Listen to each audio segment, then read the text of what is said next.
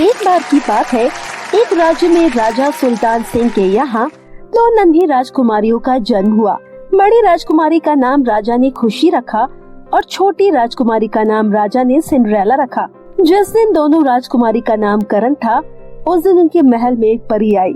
मैं आप दोनों को ये आशीर्वाद देती हूँ कि आप दोनों दुनिया की सबसे खूबसूरत राजकुमारी रहेंगे और आप दोनों रोएंगे तो आपकी आंखों से हीरे बनेंगे। ऐसे ही 18 साल बीत जाते हैं। राजा उन दोनों राजकुमारियों को बड़े ही लाड प्यार से पालता है और वो जब दोनों बड़ी होती है तो वो और भी ज्यादा खूबसूरत दिखने लगती है। लेकिन दोनों राजकुमारियों का स्वभाव एक दूसरे से बिल्कुल अलग था। सिंड्रेला एक बहुत ही दयालु और नेक दिल की लड़की थी, वहीं दूसरी तरफ खुशी बहुत ही घमंडी राजकुमारी थी। वो हमेशा अपने नौकरों पर चिल्लाया करती थी। एक दिन एक नौकरानी से खुशी राजकुमारी के ऊपर गलती से जूस का ग्लास गिर जाता है। अंधी हो क्या, दिखाई नहीं देता है क्या? भगवान ने तुम्हें इतनी बड़ी बड़ी आंखें दी है, फिर भी देखकर नहीं चल सकती हो क्या? खुशी राजकुमार की आवाज सुनकर तभी वहाँ सिंड्रेला आ जाती है। खुशी, कोई बात नहीं, गलती से गिर गया तो तुम चिल्लाओ मत, जल्दी से दूसरी गाउन पहनकर आ जाओ। पिताजी के द्वारा रखा हुआ समारोह अब शुरू होने वाला है। आज तो मैंने तुम्हें माफ कर दिया और आगे से तुमने कभी गलती करी तो मैं तुम्हारे हाथ काट कर तुम्हारे हाथ में दे दूंगी। धन्यवाद खुशी परी, आगे से मुझसे कभी कोई गलती नहीं होगी। राजा सुल्तान सिंह और रानी अपनी दोनों बेटियों से बहुत ही ज्यादा प्यार करते थे, इसीलिए राजा अपनी बेटी को खुद उनके जीवन साथी को चुनने का मौका देते हैं। राजा सुल्तान सिंह, सिंड्रेला और खुशी, आप दोनों उम्र में बड़ी हो गई है और समझदार भी, इसीलिए मैं आप दोनों को खुशी जीवन साथी चुनने का मौका देता हूँ। आप अपने आने वाले जन्मदिन पर हम दोनों लड़कों को हमारे सामने लेकर आइए, जो आपको लगे कि वो आपके पति बनने लायक है। ऐसे ही वो दिन भी आ जाता है। राजा सुल्तान सिंह अपनी दोनों बेटियों के 19वें जन्मदिन पर एक बहुत ही बड़े समारोह का आयोजन करते हैं। राजा की आज्ञा के अनुसार सिंड्रेला और खुशी दोनों अपनी पसंद के लड़कों को राजा के सामने लेकर आते हैं।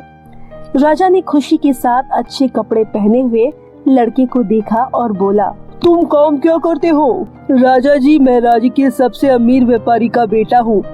उसके बाद राजा सिंड्रेला की पसंद किए हुए लड़के से बोलते हैं, और तुम क्या करते हो? राजा जी, मैं तो एक मामूली सा दर्जी हूँ। सिंड्रेला, तुम एक मामूली से दर्जी को अपना पति कैसे चुन सकती हो?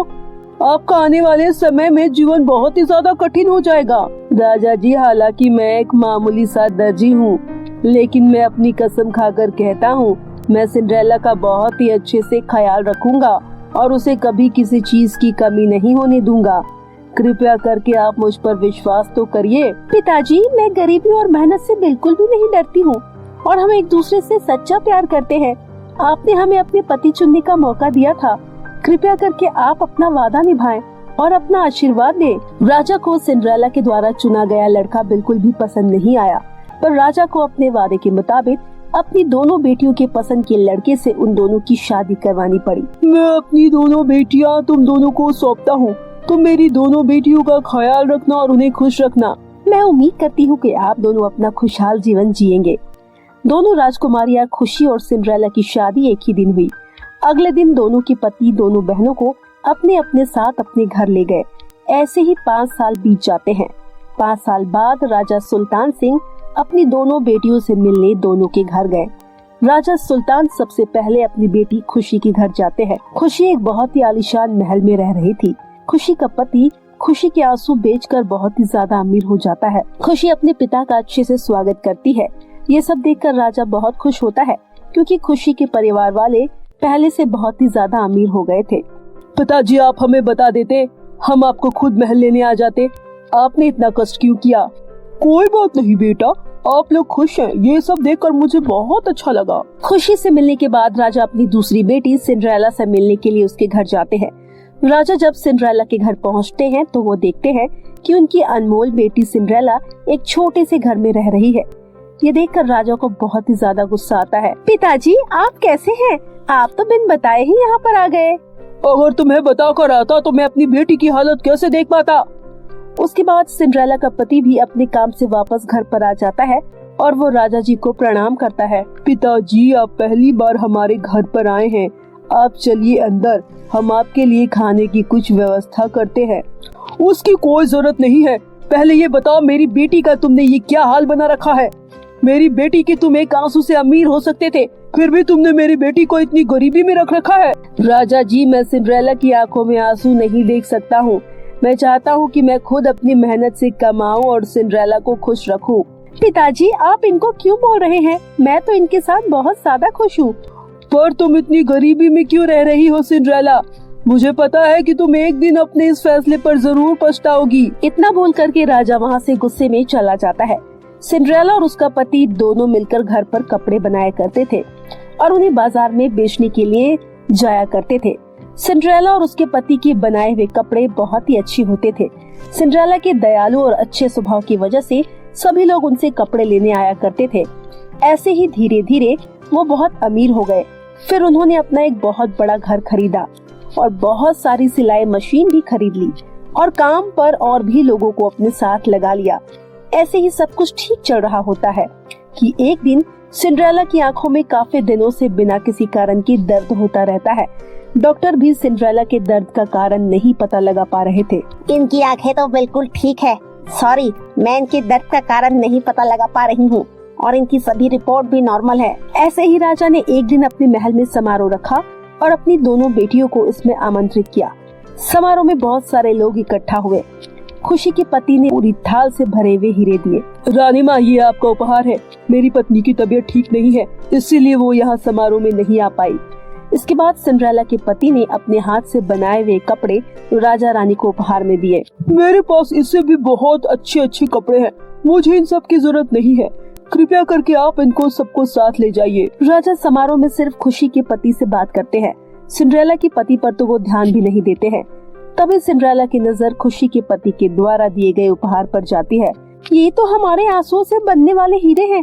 मुझे तो लगता है कि वो जरूर कोई मुसीबत में है। देखिए, जो हीरे रखे हुए हैं, ये मेरी और मेरी बहन के आंसू से बनने वाले हीरे हैं और बिना मतलब मेरी आंखों में दर्द होने का मतलब है कि जरूर खुशी किसी मुसीबत में है। अगर ऐसी बात है सिंड्रेला, तो हमें खुशी से मिलने जाना चाहिए। फिर उसके बाद दोनों पति पत्नी मिलकर खुशी के घर जाते हैं। घर पहुंचते ही वो देखते हैं कि घर पर ताला लगा हुआ है, जिसके बाद सिंड्रेला का पति ताला तोड़ता है और वो दोनों पति पत्नी खुशी के घर के अंदर चले जाते। काफी देर तक ढूंढने के बाद दोनों के कमरे से आवाज आती है।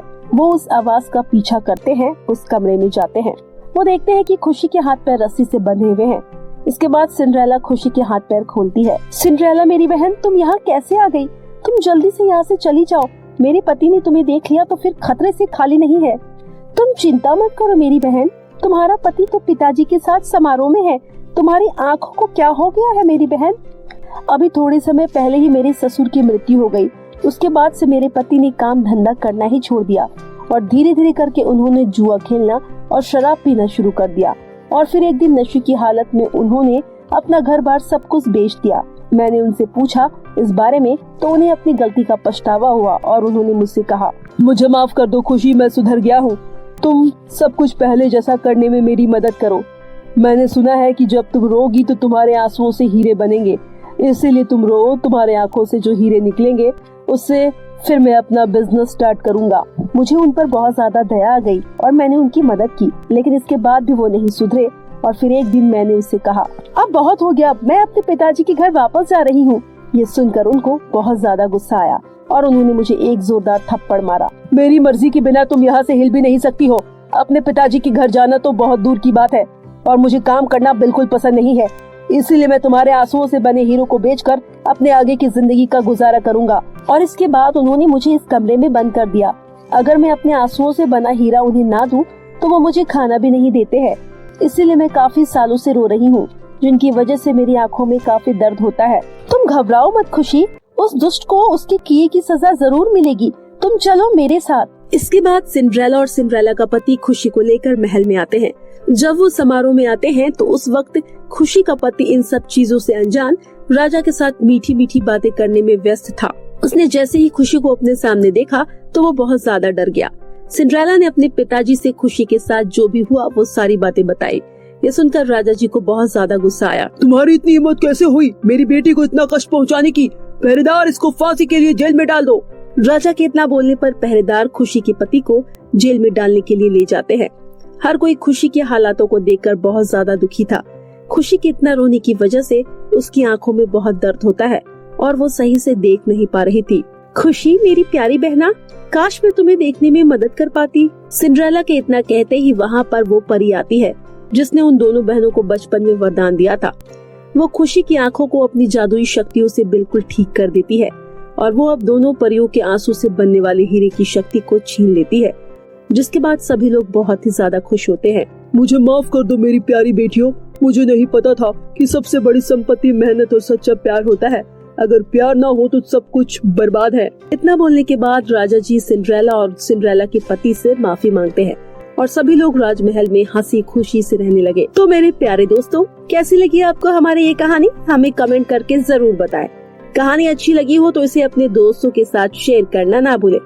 फिर मिलती हूँ आपसे ऐसे ही नई और मजेदार इंटरेस्टिंग कहानी के साथ। तब तक के लिए बाय बाय दोस्तों।